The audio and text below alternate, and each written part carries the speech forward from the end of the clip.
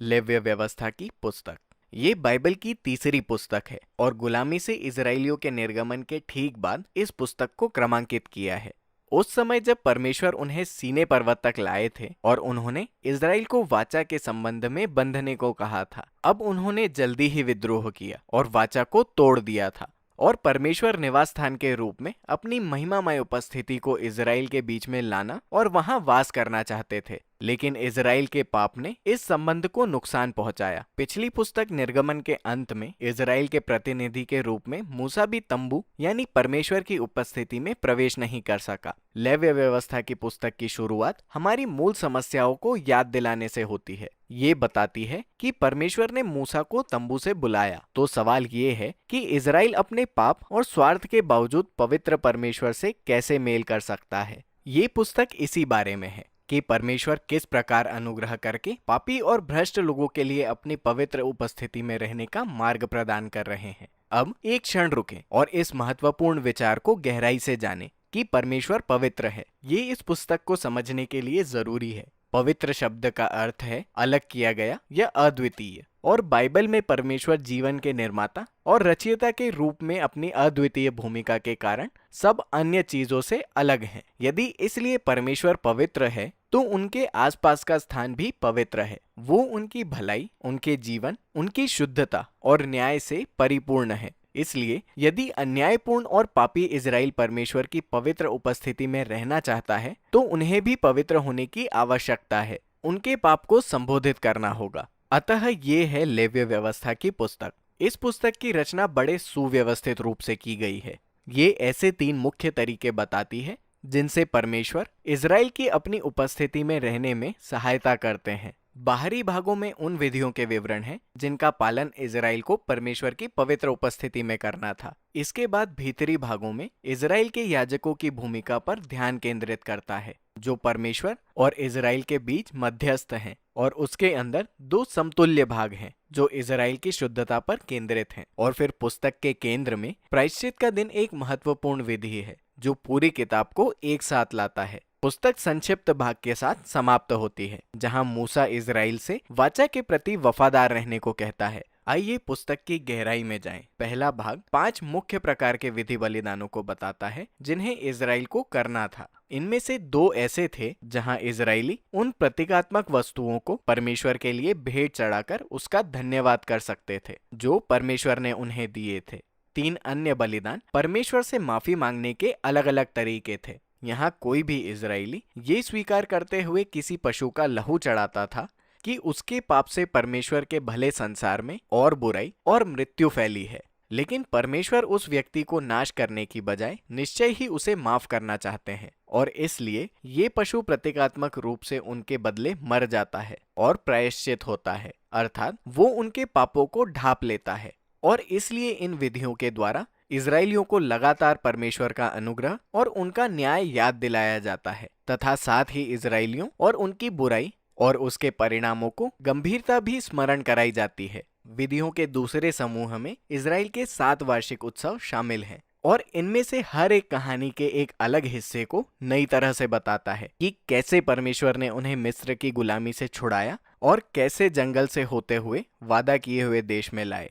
और नियमित रूप से इन उत्सवों को मनाकर इजराइल को याद रहेगा कि वो कौन थे और परमेश्वर उनके लिए क्या थे। अब ये भाग इजराइल के याजकों के बारे में है। यहाँ हारून और उसके पुत्र हैं जो इजराइल की ओर से परमेश्वर की उपस्थिति में प्रवेश करने के लिए सबसे पहले नियुक्त हुए थे। और फिर इस समतुल्य भाग में हमें याजक की योग्यता के बारे में बताया गया है।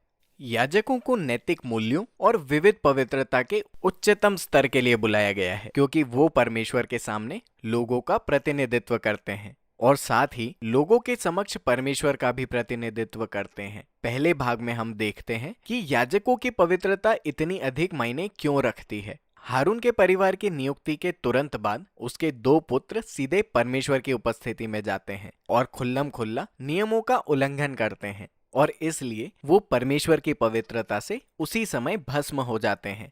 ये परमेश्वर की पवित्र उपस्थिति में रहने के विरोधाभास का स्मारक है, क्योंकि ये पूरी तरह से भली है, पर ये उन लोगों के लिए खतरनाक हो जाती है जो विद्रोह करते हैं और परमेश्वर की पवित्रता का अपमान करते हैं। और इसलिए ये महत्वपूर्ण है कि इजराइल के याजक पवित्र हों और साथ ही इजराइल के सभी लोग पवित्र हो जाएं। और यही अगले भीतरी भाग का विषय है। अध्याय 11 से 15 विविध शुद्धता के बारे में है, जिसकी अपेक्षा इजरायली लोगों से थी, और अध्याय 18 से 20 लोगों की नैतिक शुद्धता के बारे में है। इन सब शुद्धताओं और अशुद्धताओं की बातों के पीछे मूल उद्देश्य ये है कि परमेश्वर पवित्र है और अलग है, इसलिए इजरायली भी जब उनकी उपस्थिति में प्रवेश करें तो उन्हें भी पवित्रता की दशा में होना चाहिए। इसे शुद्ध कहा जाता था। परमेश्वर की उपस्थिति किसी भी व्यक्ति के लिए जो पवित्र अवस्था में नहीं है उपलब्ध नहीं थी, और इसी को अशुद्ध दशा कहा जाता था। एक इजरायली कई प्रकार से अशुद्ध हो सकता है, जैसे प्रजनन पदार्थ के संपर्क से, त्वचा रोग से, फफूंद छूने से या मृत शरीर को छूने से।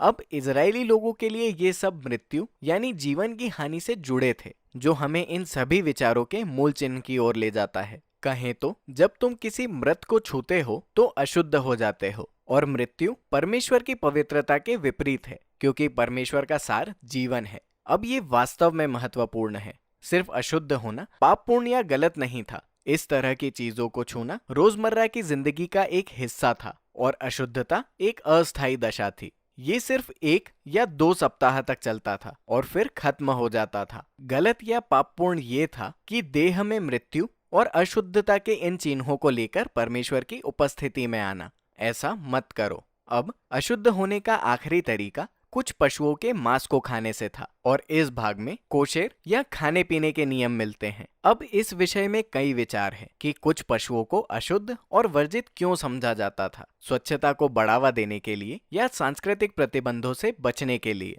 विषय स्पष्ट नहीं है, लेकिन इन सभी अध्यायों का मुख्य बिंदु स्पष्ट है। कुल मिलाकर ये सांस्कृतिक चिन्हों के एक विस्तृत समूह के रूप में काम करते हैं, जो इजराइल को याद दिलाता है कि परमेश्वर की पवित्रता उनके जीवन के सभी क्षेत्रों को प्रभावित करने के लिए थी। ये संबंधित खंड इजराइल की नैतिक शुद्धता के विषय में है। इजरायली कनानियों से भिन्न रहने के लिए बुलाए गए थे। उन्हें गरीबों को अनदेखा करने की बजाय उनकी देखभाल करनी थी। उन्हें उच्च स्तर की यौन शुद्धता रखनी थी, और उन्हें पूरे राष्ट्र में न्याय को बढ़ावा देना था। अब पुस्तक के बीच में हमें इजराइल के वार्षिक उत्सव प्रायश्चित के दिन का विस्तृत विवरण मिलता है। विषय ये है कि सभी इजरायलियों के पाप और विद्रोह व्यक्तिगत बलिदानों से ढांपे नहीं जाएंगे, और इसलिए साल में एक बार महायाजक 2 बकरों को लेगा। इनमें से एक शुद्धिकरण भेंट बनकर लोगों के पापों के लिए प्रायश्चित होगा, और दूसरे को बलि का बकरा कहा जाता था। याजक इजराइल के पापों को कबूल करके उन्हें प्रतीकात्मक रूप से इस बकरे पर रखेगा, और फिर उसे जंगल भेज दिया जाएगा।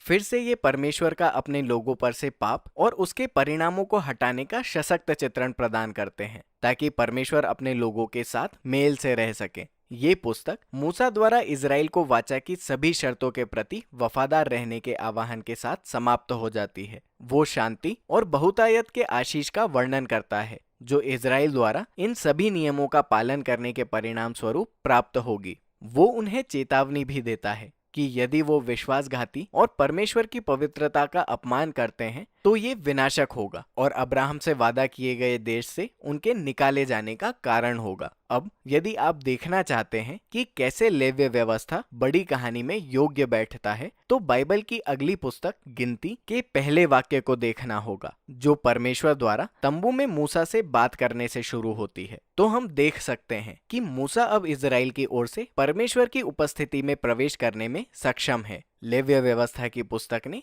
काम कर दिया। इसलिए इजराइल की विफलता के बावजूद परमेश्वर ने लोगों के पाप को ढकने का तरीका प्रदान किया है, ताकि परमेश्वर लोगों के साथ मेल से रह सकें। और लेव्य व्यवस्था की पुस्तक में बस इतना ही।